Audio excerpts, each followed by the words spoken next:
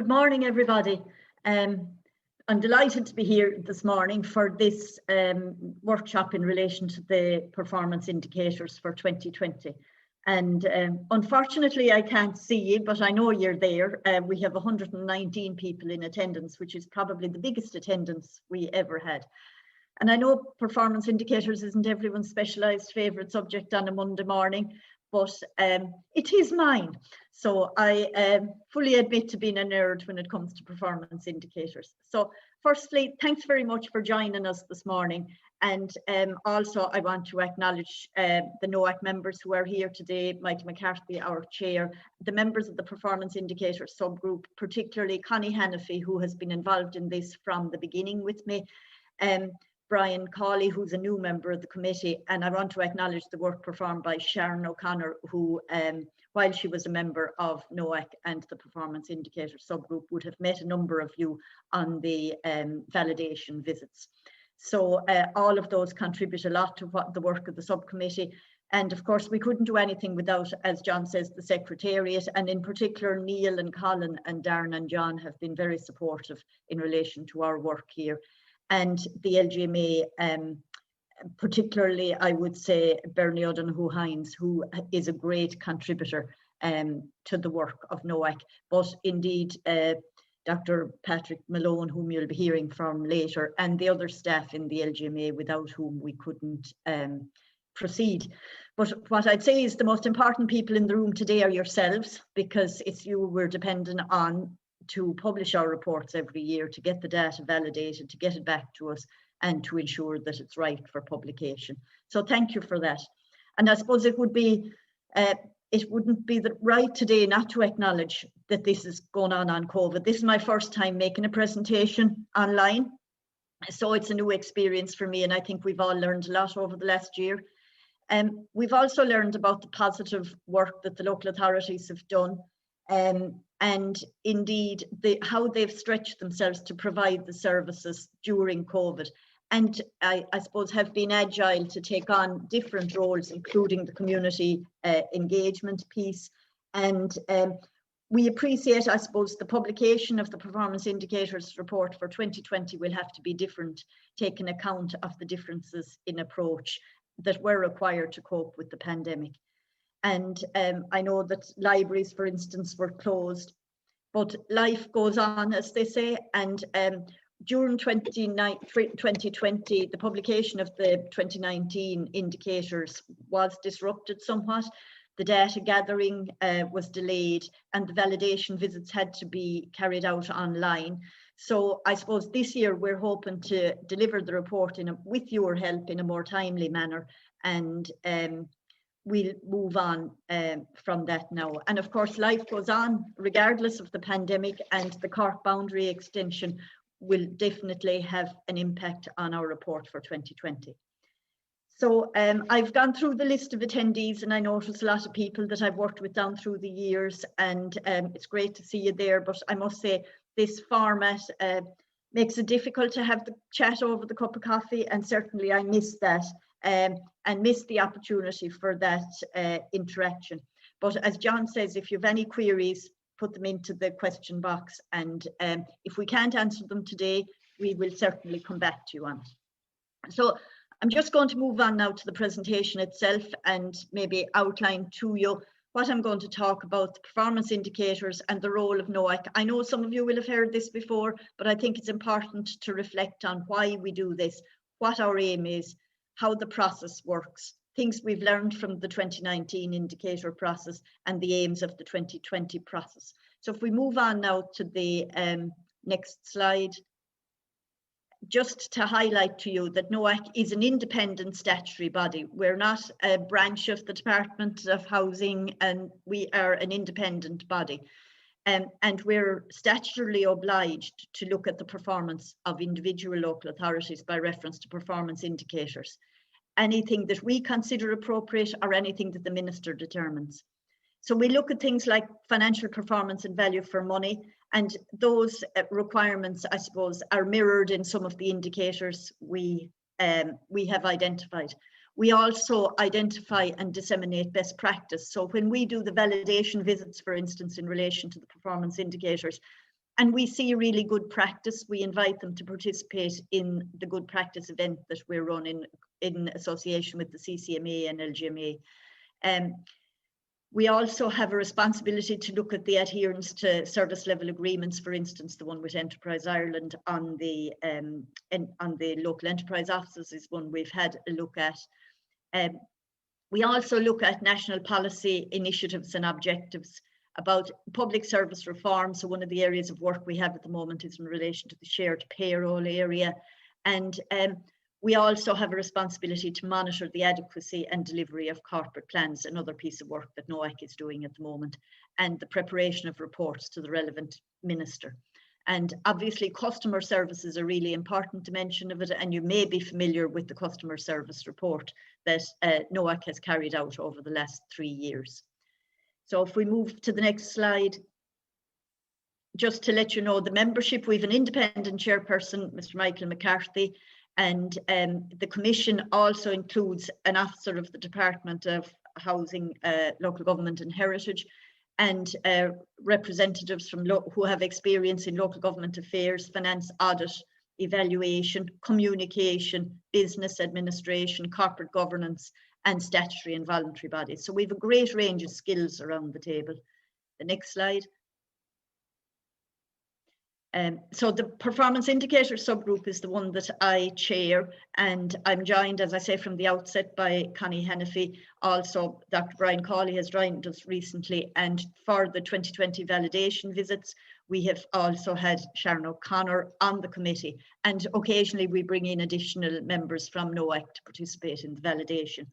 And we're supported in our work by the Secretariat, John, whom you've met already, Colin Flood, that you'll be hearing from shortly, Neil Dalton, who's the expert on the performance indicators, their guidelines, the data gathering and so on, but unfortunately isn't able to be with us today. And they're supported also by Claire Gavin and John Coldrick. And Darren Brown is the linchpin that holds it all together for us. So as you say, it's a small team, a lot of work goes on, but there's a sense that we all work together to try and deliver the product. So the next slide, please. Where it all comes from, it comes from section 126 of the Local Government Act, which sets out the National Oversight and Audit Commission requirements around scrutiny of the performance of local authority, including indicators related to customer service, and that we work then in collaboration with the LGMA on the collection of the data, and we're really grateful to them for the LGA returns, for the compilation of tables. We do the commentary, and the LGMA do a review and context note as well. So the next slide. So considerations in relation to the indicators, what's important about them? Essentially, they provide information in relation to the performance of individual local authorities, and they compare outcomes and outputs across the various local authorities. Now, we're very conscious that local authorities vary. Comparing Louth to Dublin City is probably not very relevant, but comparing Laois and Offaly may be very relevant. So comparisons across local authorities can be useful. And I suppose more important than that, they can help to benchmark for any particular county where they stand on a particular indicator at a point in time, so that they can track progress over time. Our ambition is very strongly that the indicators isn't a box ticking exercise. It's not just about data gathering and publishing the report. It's the information that we produce with your input has to be useful to help local authorities to improve services and performance, and to help develop and enhance best practice. And we've seen, since I started in this role almost 7 years ago, dramatic improvement in services. For instance, the turnover of social housing units that become vacant, the time scales involved in that has reduced very significantly. The output of social housing is continuing to improve. The variety of schemes that are available to social housing applicants, collection accounts. There's quite a myriad of the indicators that tell us the positive stories about what local authorities are achieving and how they're improving. So if I move to the next slide. Benchmarking helps us in NOAC and councils indeed to understand why the the performance varies in different ways. And by making the information publicly available, which we do, the citizens and service users can hold councils to account in relation to what is achieved. And that's done with the help of the local audit committees, and also in more recent times, the politicians at national level have taken an interest in it, and local media are certainly very interested in it. So it's NOAC's objective to develop more qualitative performance indicators that are focused on the outcome as well as inputs and outputs. But that we are finding is quite challenging, and it will take further iterations, I suppose, to get to a lot more qualitative indicators. Some of what we have are qualitative already, but we supplement the indicators report with other reports, such as the customer service report that was carried out, to give a better idea on the perceptions of the quality of local authorities' performance. We're very conscious of the variation across authorities, and we do occasionally group authorities for comparative purposes.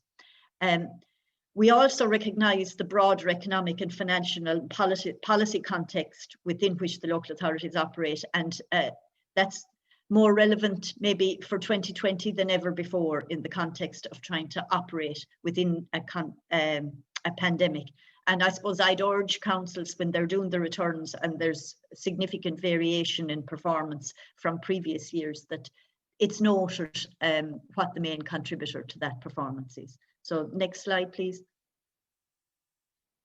So just in terms of a quick run through the indicator process, we notify the local authorities with the explanatory notes on how to calculate the indicators, and you'll have received those at this stage. What I'd say to you is that's a really important document. Please don't assume that what the description was for 2019 indicators is the same as 2020. Please go to the bother of looking at the report to make sure that the data provided is as requested. And I know some of these calculations can be tricky, but they do vary a little bit from year to year, some of them. So it's important that you go back to the base document every year. The local authority's role at this stage is in data provision, and that should include local level verification. So somebody needs to sign off on it. And if there's something unusual that needs to be reported, please use the notes option. That's what it's there for. NOAC then tries to ensure that the data is as accurate as possible, and we're very conscious of the need. We're essentially a statutory body. It's important that everything we publish is accurate. So we carry out a validation process. We generally visit 6 councils on an annual basis and look at in or around 6 indicators and highlight whether the data is prepared accurately or not, and any learning for ourselves indeed in terms of anything we need to do to make it clearer or to tweak the indicator in any way. For 2020, we assume, as things stand at the moment, that the validation visits will replicate what we did in 2019 for the 2019 indicators, which was to attend virtually. And we'll be hoping to do that in the, I suppose, probably in the month of May. It's not ideal, and I'd much prefer to be able to sit across the table from people, but in the context we find ourselves, it is important that we can carry out the validation, and we do it in the best way we can with the cooperation and assistance of the local authorities. So outside of what we get directly from local authorities, then we're trying our best to reduce the bureaucracy association with the data gathering for the indicators. So where we can get the data somewhere else, we are trying to do that, whether it's with the department, whether it's with other departments such as transport or energy, or whether it's with the EPA. That's a move we're constantly trying to ensure that we are as efficient as possible in the data gathering exercise. We then do a commentary on the process and the performance and recommendations and publish the data, which is followed then. We follow up sometimes on specific indicators to gain an understanding and encourage improved performance. Post-publication then, we would sometimes have some interpretation issues that would have arisen during validation or during the data gathering, which we look at and see, do we need to improve anything for the following year? So if we move to the next slide. So the type of learning we've had from the 2020, obviously I've touched on the COVID impact already. It certainly delayed the process. It drove us onto online validation. The data quality that we're noting is continuing to improve, and our ambition is that we'll continue on that trajectory in terms of data quality. We're getting more data from agencies and departments rather than dependent on direct input from local authorities, maybe duplicating data that's already there. But still more work relates to be done. This year, we still had issues with the housing inspection data. So I'd urge councils to ensure that they look at the data before it's submitted so that it makes sense before it's put up on LG returns. So the next slide, please. So what are our expectations? Firstly, as I've said, that the indicators are useful and used. So we engage with the audit committees to make sure that they are reviewing the indicator publication. And I think that's a very useful exercise at local level because they are very powerful in understanding the local context. When we come on our validation visits, we generally meet the chief executive of the local authority and discuss the use of the indicators with him or her. We discuss the indicators with the chief executives and management teams when they come on the scrutiny visit to the whole NOAC board. The data is also considered by the management group in the department, and also NOAC aims to see indicators used for comparison learning and target setting, and we've seen good evidence of that in our validation visits, where normally a local authority will look over the wall to see who's comparable to them. It could be Galway and Mayo, or it could be Kerry, Galway, Donegal, but certainly there is a sense that to try and keep on line with maybe what's best practice, or at least what's reasonable, that level of comparison does take place. And there are some excellent examples which we've used in relation to the data preparation in other other events on an annual basis. So next slide, please.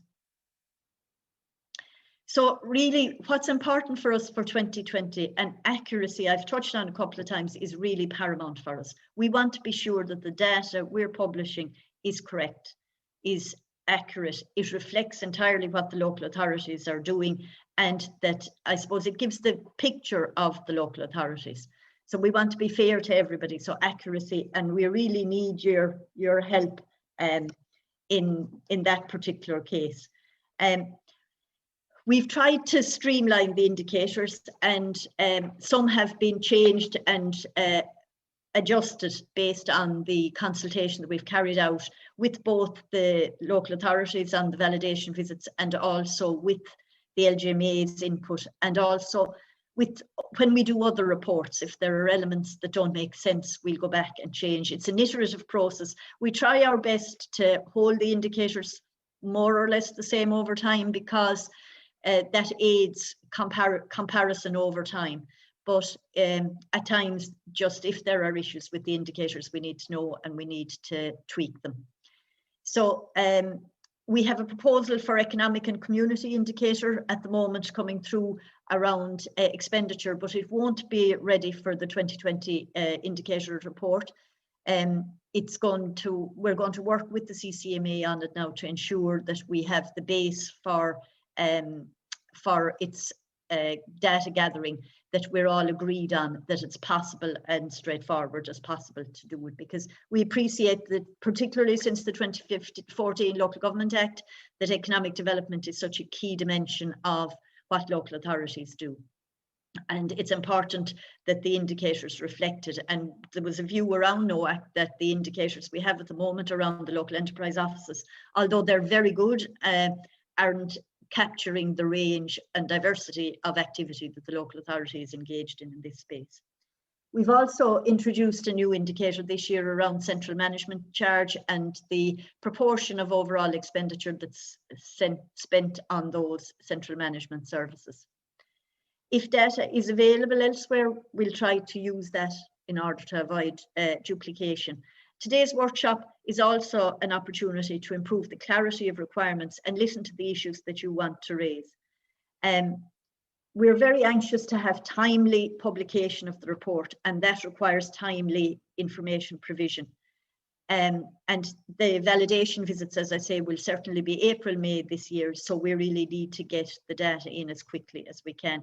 Our ambition overall is to make the report meaningful, and for it to be meaningful, it needs to be published as quickly as possible so that local authorities can learn from it and maybe adapt their practices as soon as possible where necessary to improve performance. So really, we're in your hands in relation to being able to meet those deadlines, and I think Colin will talk to that later on. But we really need your help in order to achieve our aims. Yeah. So just in terms of the indicators, just moving forward, all I would say to you is today is an opportunity to interact with us. Given that Niall isn't here, I think we can say that if there are any particular questions that we're unable to answer as a panel today, we'll take them away and we'll come back to you. So I think that concludes all I needed to say to you. I just want to reiterate how grateful we are to you for the work that you've done on the indicators on an annual basis. And what I would say to you is, when we go and do the validation visits, if you find that something has inadvertently been put in which isn't correct, please draw it to our attention at the outset. We much prefer if the local authority can tell us what's gone wrong rather than us finding it. And I suppose it's important that in the course of the data gathering, if you find that there's an error, don't be afraid to come back to us. Our aim is really to deliver on the accuracy. And from that point of view, we need to have a trusting relationship that if you find that something has gone askew, please just bring it to our attention, and we'll record it online or indeed amend the report if it's done in a timely manner. So without further ado, I'll say thanks very much for your attention. As I say, I miss having the little cup of coffee with you now. Good luck with the data gathering exercise, and I'm sure we'll be in touch with at least 6 of you during the year in terms of the validation visits. Thanks.